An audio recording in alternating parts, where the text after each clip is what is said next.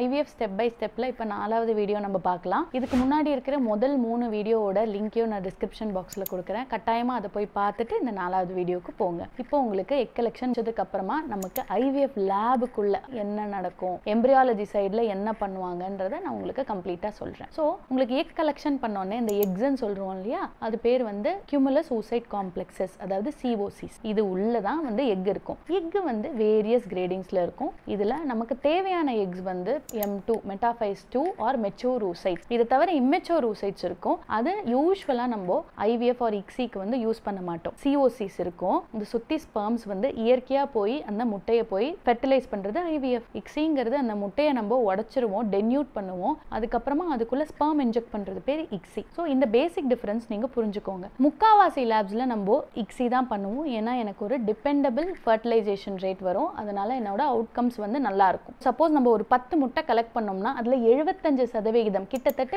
7 முட்டைகளாவது எனக்கு மெச்சூரா இருக்கிறது வந்து ஒரு நல்ல ப்ரோக்ராம் பண்ணியிருக்காங்க, ஸ்டிமுலேஷன் பண்ணியிருக்காங்க அப்படிங்கிறத குறிக்குது. இது பேரு KPI. ரெண்டாவது வந்து ஃபெர்டிலைசேஷன் செக். ஸோ ரெண்டாவது நாள் என்ன பண்ணுவாங்க, உங்களுக்கு எவ்வளோ வந்து நல்ல முட்டை வந்தது அண்ட் எவ்வளோ அதில் கருவாக மாறி இருக்கு அப்படிங்கிறத உங்கள் எம்பிரியாலஜிஸ்ட் உங்களுக்கு இன்ஃபார்ம் பண்ணுவாங்க. நான் யூஸ்வலாக வந்து என்னோட கிளினிக் ஸ்டாஃப் வச்சு நான் வந்து இன்ஃபார்ம் பண்ணுறது என்னோட ரொட்டீன் ப்ராக்டிஸ். அதுக்கப்புறம் Day 3 embryo.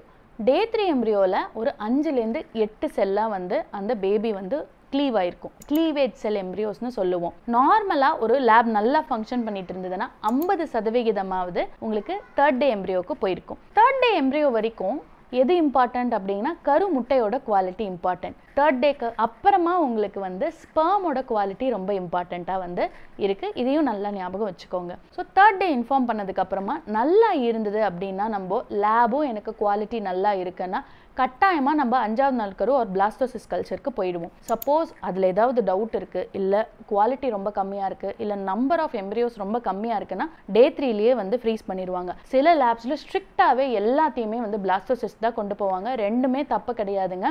Everybody has their own narrative while talking to the patients. இது பேஷண்ட்டும் அந்த டாக்டரும் முடிவு பண்ண வேண்டிய ஒரு விஷயம். இதை பற்றி உங்கள் டாக்டர் கிட்ட நீங்கள் டிஸ்கஸ் பண்ணுங்க. என்னோட ப்ராக்டிஸில் நான் 90% பிளாஸ்டோசிஸ் கல்ச்சர், ரஃப்லி ஒரு 10% Day 3க்கு கொண்டு போவேன். எங்கெல்லாம் வந்து கம்மியாக இருக்குது இல்லை குவாலிட்டி கம்மியாக இருக்குன்னு டவுட் வருதோ பேஷண்ட் கிட்ட சொல்லி நான் ஃப்ரீஸ் பண்ணிடுறது வழக்கம். Day 3 எம்பிரியோஸ்லையும் வந்து ரீசனபிள் 10 to 30% சக்ஸஸ் ரேட் வந்து வந்துடும். இருக்கிறதுலே இம்பார்ட்டண்ட்டான ஸ்டெப் வந்து அடுத்தது பிளாஸ்டோசிஸ் கல்ச்சர். அதாவது 5வது நாள் இல்லை 6வது நாள் கரு. 5வது நாள், 6வது நாள், 7வது நாள் கரு மூணுமே பிளாஸ்டோசிஸ் அப்படிங்கிற அந்த கரு தான். இதில் வந்து அந்த ஸ்பெர்மோட ஃபேக்டர்ஸ் உள்ளே போய் ஜீனோமிக் ஆக்டிவேஷன் சொல்லுவோம். ஸோ இதில் பெஸ்ட் எம்பிரியோஸ் தன்னால இயற்கையாக செலக்ட் ஆகிடும். இதில் மிஸ்கேரேஜ் ரேட்ஸ் கம்மி அண்ட் போய் ஒட்டுதல் தன்மை மிகவும் அதிகம். ஒரு லேப் நல்லா இருந்ததுன்னா கிட்டத்தட்ட 50% பிளாஸ்டோசிஸ் தான் மாறும். ஸோ அந்த மாதிரியான லேபை சூஸ் பண்ணுறது உங்களோட கடமை.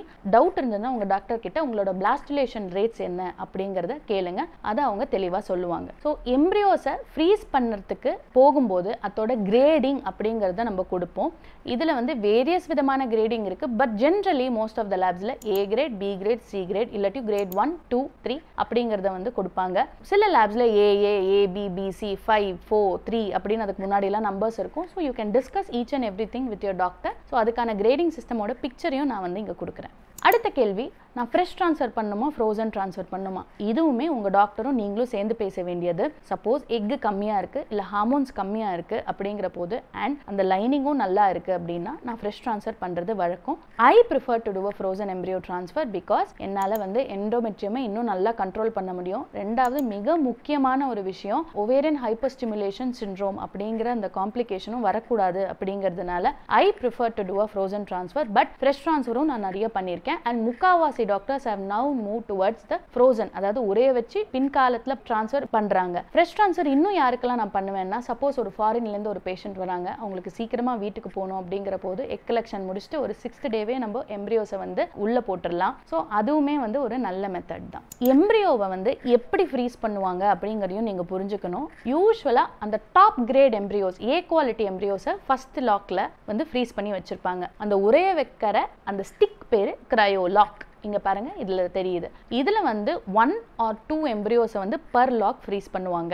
சப்போஸ் உங்களுக்கு 6 எம்ப்ரியோ வருதுன்னா ஒரு லாக்ல 2 எம்ப்ரியோவாக ஃப்ரீஸ் பண்ணாங்கன்னா உங்களுக்கு 3 கிரையோலாக் ஆஃப் எம்ப்ரியோஸ் இருக்கும். அதாவது 3 எம்ப்ரியோ ட்ரான்ஸ்ஃபர் பண்ணுறதுக்கான எம்ப்ரியோஸ் உங்ககிட்ட இருக்குது அப்படிங்கிறது அர்த்தம். சில டாக்டர்ஸ் சிங்கிள் எம்ப்ரியோ ட்ரான்ஸ்ஃபரையும் ப்ரிஃபர் பண்ணுவாங்க. எப்போ பேஷண்ட்டோட ஏஜ் யங்காக இருக்குது அண்ட் எம்ப்ரியோ குவாலிட்டி நல்லா இருக்குன்ற போது நான் நிறைய சிங்கிள் எம்ப்ரியோ ட்ரான்ஸ்ஃபர் பண்ணி சக்ஸஸ் ரேட்ஸும் வந்திருக்கு. சக்ஸஸ் ரேட்ஸ் ஆஃப் ஐவிஎஃப் பற்றி நம்ம பேசலாம். ஏஜ் யங்காக இருக்க உங்களோட சக்ஸஸ் ரேட்ஸ் வந்து அதிகம். சக்ஸஸ் ரேட்ஸ்ன்னு நான் சொல்கிறது வந்து நீங்கள் வீட்டுக்கு குழந்தைய கொண்டு போகிறது லைவ் பர்த் ரேட்டுன்னு சொல்லுவோம். 35 இயர்ஸ்க்கு கீழே நல்ல எம்ப்ரியோஸ் இருந்ததுன்னா ரஃப்லி அதோட ரேட்ஸ் வந்து 50 to 60%. 35 வயசுலேருந்து 38 வயசுக்குள்ளே அது ஒரு 40%-ஆக இருக்கும். 38 வயசுக்கு மேலே கொஞ்சம் கொஞ்சமாக சக்ஸஸ் ரேட் குறைய ஆரம்பிச்சிடும். இதை நீங்கள் நல்லா புரிஞ்சுக்கணும். இதனால தான் ஐவிஎஃப் சீக்கிரமாக பண்ணிடுங்க, ஏஜ் நல்லா இருக்கும்போதே பண்ணிடுங்கன்றத சொல்கிறோம். ஏன்னா நம்ம ஐவிஎஃப்ல உங்களுக்கு இருக்கிற ஏக் அண்ட் உங்களுக்கு இருக்கிற ஸ்பெர்மை தான் நம்ம வந்து வைக்க போகிறோம். இதில் ரொம்ப ரொம்ப இம்பார்ட்டன்ட் அந்த பெண்ணோட ஏஜ். இன்னொரு இம்பார்ட்டன்ட் விஷயம், சப்போஸ் உங்களுக்கு எம்ப்ரியோ பயாப்சி போகிறாங்க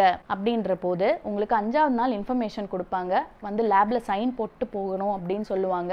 எவ்வளோ எம்ப்ரியோஸ் வந்து இருக்கு, அதில் நல்ல குவாலிட்டி எவ்வளோ இருக்கு, அதில் எவ்வளோ பயாப்சி பண்ணலாம் அப்படிங்கிறதையும் உங்கள் டாக்டர் வந்து சொல்லுவாங்க. அதையும் கட்டாயமாக நீங்கள் தெரிஞ்சு வச்சுக்கோங்க.